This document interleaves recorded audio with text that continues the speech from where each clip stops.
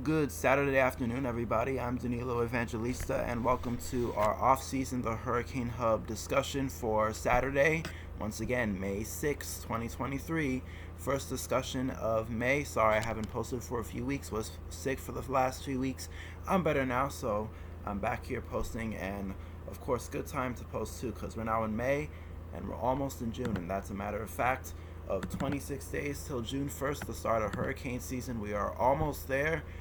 And boy, do I tell you, the off season has really flown by very quickly, which is why it really is why you really shouldn't be waiting sometimes for hurricane season to come in order to prepare and watch things in real time, because time does go by really quickly, and it's really proven to us that this off season, at least for me, because now we're less than a month away from hurricane season, and basically now everything that's going on is basically set in place for hurricane season right now. So let's take a look at what is there and what we are seeing. First of all, with the NOAA Coral Reef Watch, I actually decided to do a global view. Just realized till now, because I usually do a western close-up on the western hemisphere, but today we'll have a global view. No problem with that. Still shows the same exact thing as what I usually talk about. First of all, with the ENSO warming slowly, El Nino developing really warm off the South American coast. That has remained the case for the whole entire winter, basically. And it looks like, as it does appear, I guess we might be heading towards El Nino for this hurricane season. It seems pretty certain right now. All models basically agree with it, and it is a pretty certain thing given the conditions we have in the Pacific right now, generally in favor of development towards El Nino. But of course, the question is how much of an El Nino we'll get and how quickly it decides to come on strong, which will have an impact on the Atlantic, which, boy, I tell you, remember when I told you in April that the Atlantic was a hot tub back then? Well, now it's a real hot tub, if you cannot believe it. Look at all these anomalies off the Canary Current, right near the Canary Current, which is right through here off the northwestern coast of Africa. And by the way, as I talked about in my hurricane predictions video, if you remember that, and also a little bit before, how this area does tend to be, at least for right now, this time of year, the biggest indicator for correlation with sea surface temperature anomalies to activity in the Atlantic. And usually when this area is warm, above normal, in this case this year it is off the charts, almost above normal, that is usually a very good indicator for an above normal hurricane season. And I just really do wonder, how will this interact with this El Nino? I've mentioned it in my outlook and my prediction video, if you saw that. If not, you should check it out. I go in depth on a lot of things, and I really do try to sometimes put some questions that we really need to think about. How will this El Nino interact with this? Will this win over this, or will this win over this, and we'll end up seeing something a little bit on the less active side, or will this win over? Because, boy, do I tell you, it's warm. It's really warm off the Canary Current right now. It's really become a hot tub, and it's quite literally one of the warmest anomalies on record they've seen out here, and even in the eastern Atlantic. We're really reaching on the top end of the scale in sea surface temperature anomalies, and you see the cold that is right on top of the warmth here. In any given year that we aren't expecting a moderate to strong El Nino like most of the models have, this would be a huge indicator and a huge red flag for a well above normal season, because usually seasons that have this look, and I'm talking about the top end of the scale, usually seasons that have this look are usually the top end seasons. So this is quite literally something very significant that's going on, and it's quite literally insane. We've not really seen anything like that occur as we did. And I think I was supposed to bring up something over here. Hold on, let me look. I was supposed to bring up the Havmalers. I guess we'll do it right now.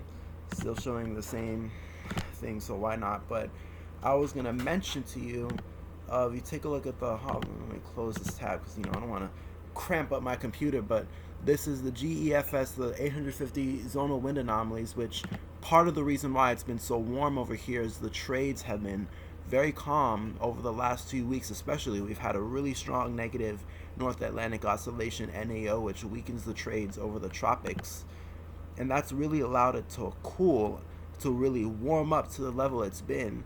And take a look at the GEFS, the zonal wind anomaly. This is in the main development region of the northern hemisphere between 5 north and 25 north. So this is the deep tropical portion of the northern hemisphere.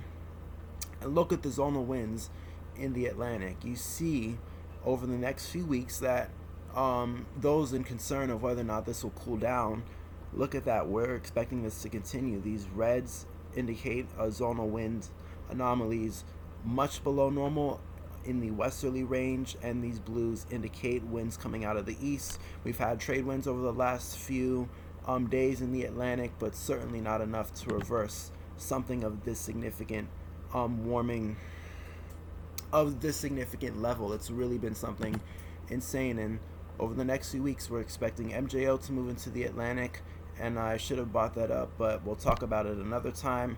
And what could that have implications for activity maybe later on in the month? We'll see. But I did want to bring this up to the Eastern Atlantic, reaching up basically 1 degree Celsius, a full, yes, that's right, a full degree Celsius above normal. So when I'm talking about the top end of the scale, boy, do I mean it. We've really been very warm in the Eastern Atlantic over the last few days, and as I mentioned, some trades have picked up over the last few days, so we've kind of cooled down that a little bit. But as I did mention, the zonal winds are basically projecting to continue with its westerly wind fashion in the MDR, and once that does return, I am very well confident that we will continue warming in the Atlantic in general. So be on the lookout for that. It's something very important to watch, especially as we get closer towards the season. We're less than a month out, so really nothing can change now to really reverse course of what might happen this year. It's basically less than a month out, and usually by the time when we get to this year, there's a little bit less variability when it comes to sea surface temperature anomaly and correlation to hurricane season, because we're so close. So this is something very important to monitor. And on Storm 2K, because of that, I guess there's a side effect, as you will, of that, of how warm the Atlantic is. We've talked about it on Storm 2K. Everybody mentions it, and everybody is quite surprised of the European seasonal forecast. And why? Because they're showing for July, August, and September, they're showing quite a show in the Atlantic. I mean, you can take a look at that. A lot of precipitation in the MDR, really a signature of above normal sea surface temperatures that we had. That's the European taking it into consideration, as well as the fact of the positive ENSO, probably a moderate strong El Nino, what they're showing. And I do see that a lot of people, especially Andy and those talking on Twitter, they've been kind of questioning it too, because he does mention the Euro is forecasting 148 in the Atlantic, and he does say the precipitation distribution does remind him of something you would expect in a positive AMO and a positive ENSO like we have this year. A lot of precipitation in the MDR, and of course the Caribbean and Gulf is quieter. And yeah, there's a lot of people questioning that, because we do see El Nino coming. Some people like Riley, he's saying probably we'll still see ACE in late August to September, and then he says there might be a abrupt shutdown after late September, similar to 06, since we are expecting an El Nino. And then Andy does mention 06 as a potential analog, as a solid one. And if you remember, we did put 06 in our predictions as well, so we'll have to wait and see if that happens. But bottom line, the Atlantic is warm, and conditions are there to really potentially favor some sort of, interesting setup, especially with the fact that we are still looking at the potential for El Nino. In fact, most people are in agreement that we'll probably see a pretty significant one, a pretty potent El Nino occur this year. And I mean, you can take a look at that by the sea surface temperature anomalies from the Nino 3.4. And by the way, if you did notice that this is a little different than the one I usually use the CDAS sea surface temperature anomalies that Tropical Tidbits has. The only difference is this is actually from the NOAA Coral Reef Watch. The NOAA Coral Reef Watch being this. So this map that we have here is a direct reflection of what's going on over here in the deep tropics, so a little bit better of an idea to see exactly what each methodology shows is the best thing I'm trying to say for how the sea surface temperature anomalies are right now. And bottom line, you could basically see very warm sea surface temperature anomalies in the Nino 3.4. Not quite at El Nino territory yet. 0.5 degrees Celsius above normal is a threshold we look at for El Nino, and we're still there at 0.3 degrees Celsius above normal, so we have ways to go.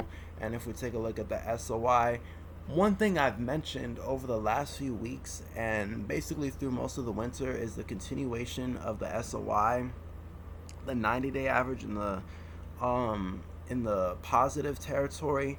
And yes, while I will mention that the 90-day average and both the 30-day average is significantly down from where it was earlier in the year. If you remember, averages of the 30-day average in the 10s and the 12 points above normal. I will mention though, it has indeed, of course, gone down from that. We're moving away from La Nina conditions, and we've basically been moving away from them now.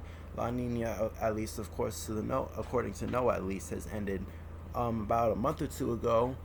But I still do wonder what implications this will have, that the SOI is still sometimes going back to the positive range.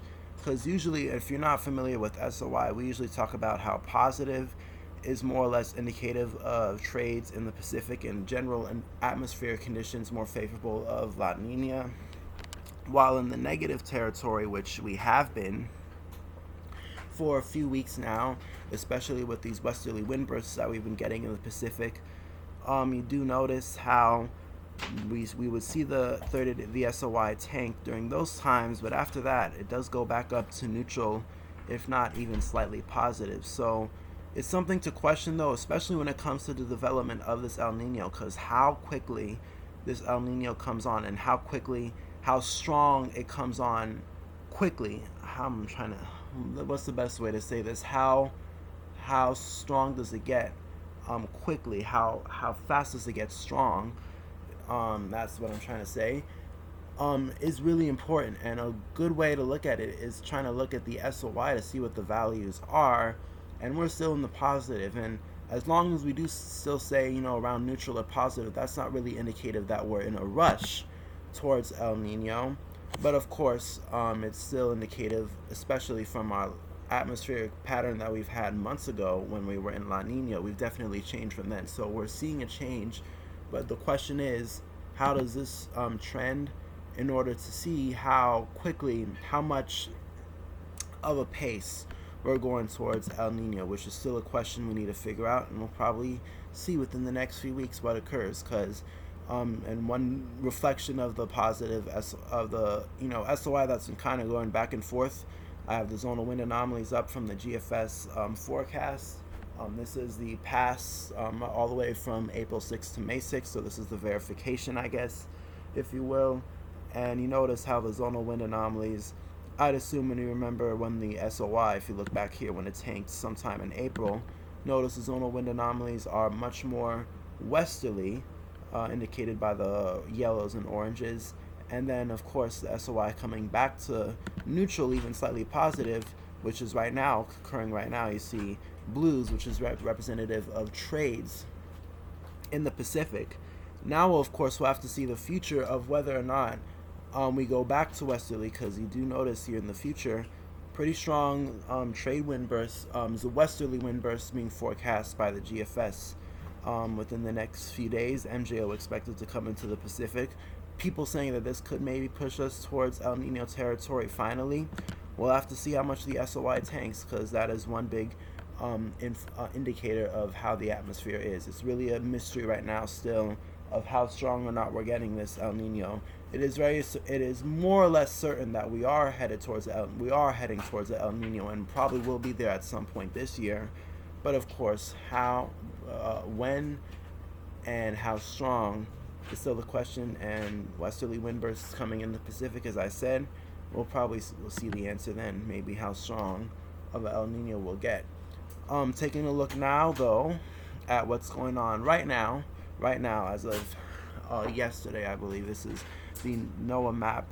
As this sea surface temperatures, skin surface temperatures, so temperatures, actually the actual temperatures, if you will, not the anomalies. The anomalies are departures from normal. These are the actual temperatures. You get what I mean now.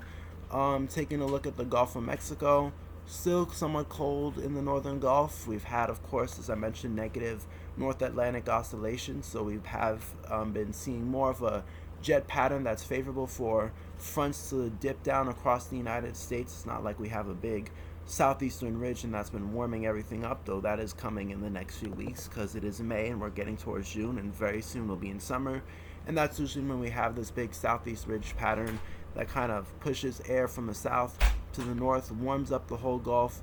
Warm air from the tropics allows for heat, humidity, and all that stuff to basically plague the southeast as usually we have during the late spring and most of the summer months. So that is coming soon, and I'd assume then when that happens, probably this portion of the Gulf would warm up to more warmer temperatures that we're seeing in the southern Gulf. 26 degrees Celsius isotherm basically stretches to the central Gulf now and off the coast of Florida, off the coast of the Keys and the southwest coast of Florida. 27 degrees Celsius, and of course 28 degrees Celsius solidly in the Caribbean. But one thing I will note, that in any season, doesn't matter really if it's El Nino or La Nina, it is important to mention that the Gulf is usually always going to be ready for development, one way or another. Usually by the time we get to August or September, even if it's just near normal, even if it's well above normal, even if it's slightly below normal, the Gulf will still always be at least 26, 27, maybe 28 degrees Celsius on average in the Gulf. So it's always going to be warm there, always going to be favorable for development, no matter what season. Usually I would say El Nino impacts more, at least when it comes to the shear implications that we have. That more or less impacts the Caribbean more than the Gulf. So of course, even if this year the deep tropics are shut out of activity because of El Nino, gotta watch the Gulf to see what of course happens there.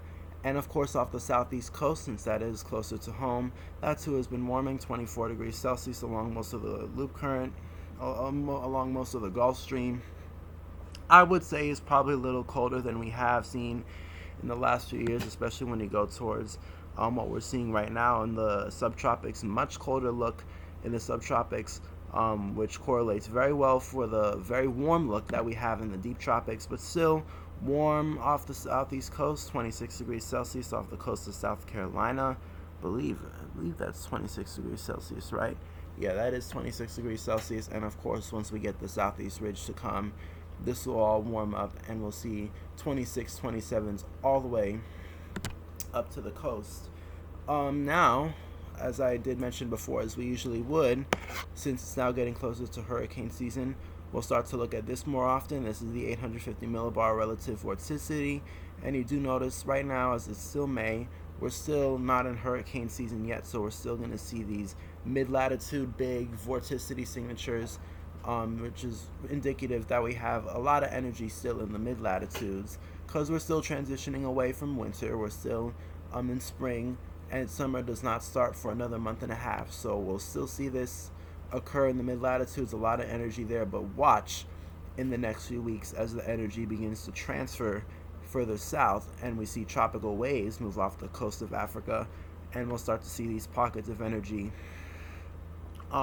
move across the MDR, and whether or not they'll develop, we'll see when it comes to that, and we'll track it then.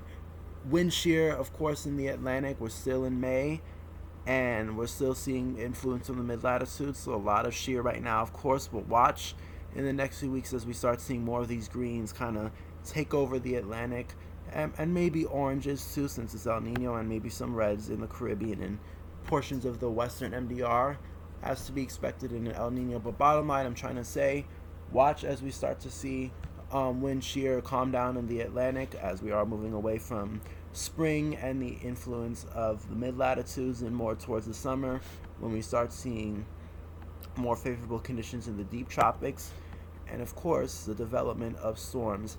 And hey, since we're talking about tropical and deep tropics, we'll take a look at Africa too, since that is going to come to light, especially in the next few weeks.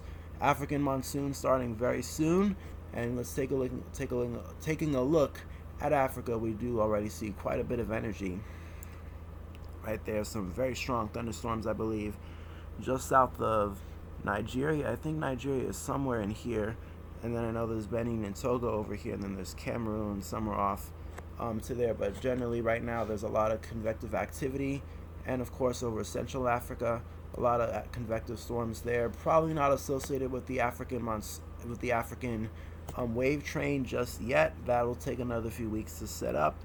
But once, of course, we do, we'll start seeing tropical waves move across the Atlantic. Of course, not till July or August they'll develop, especially this year being an El Nino. Probably will not be till mid to late August we'll start to see some to develop, although you don't know, maybe something will try to develop soon, especially with the very warm Atlantic we have.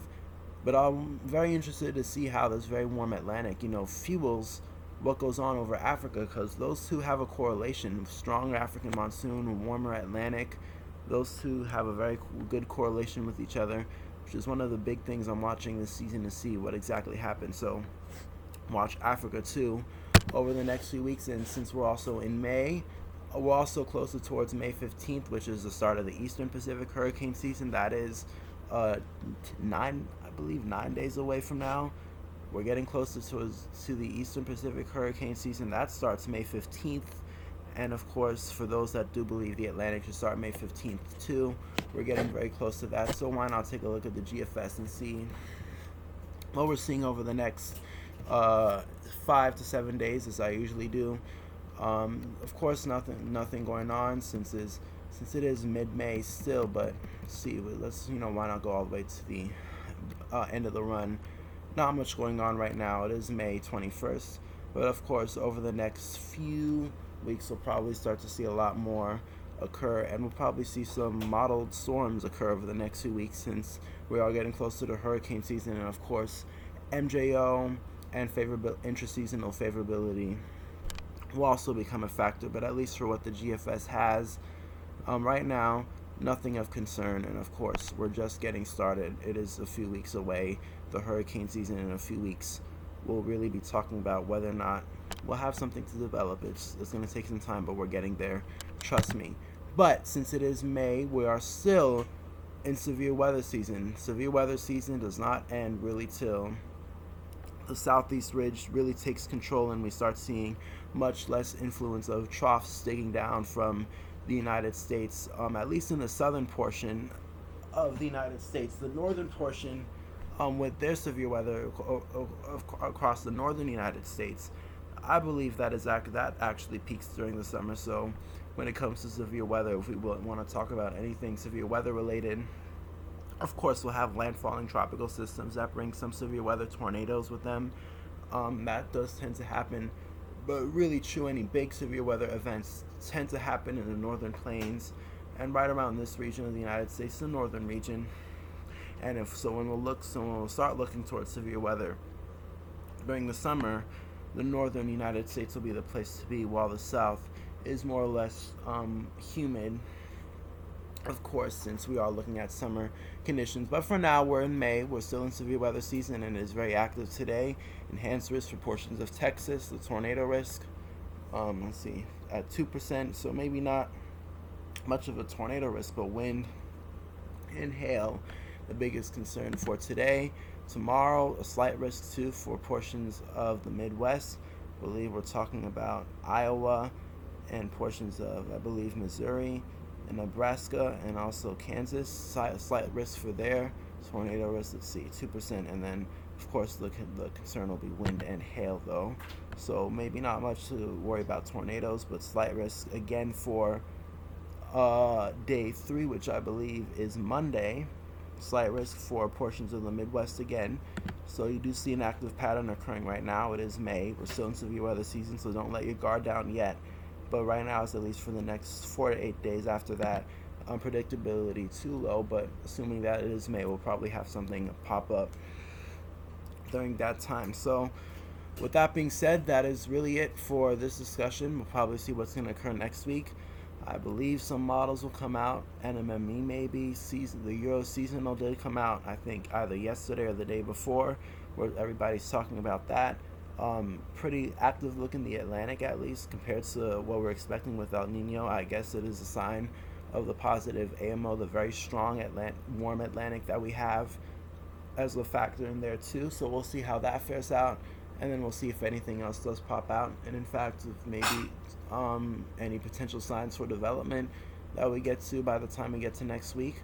Of course, we'll talk about it then. And if you're subscribed, if you're not subscribed, I meant, and you want to see what happens next week, of course, please subscribe. Please turn on the notification bell, share with family and friends, of course, so we get more people to come on and see what's going on with the tropics, of course, especially since we're very close to the season. It is very important to keep on top of what's going on right now. So that is something very important, as well as if you did not see my prediction video, I do very much suggest you to see it.